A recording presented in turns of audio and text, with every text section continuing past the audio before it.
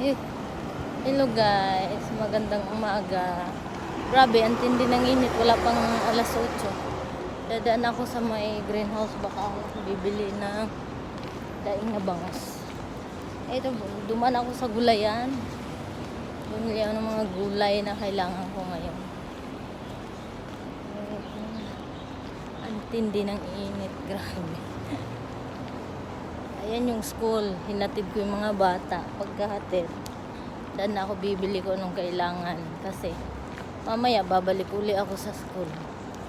Iba-ibang oras ng uwi ng mga alaga ako. Hindi sila masundo nung Carlip at ano. May importanteng lakad yung Carlip kasi kasuhin. Kaya ako magsundo, tanghaling tapat pa naman yung uwian nila. Katirikan ng araw. Mahirap mag-ano.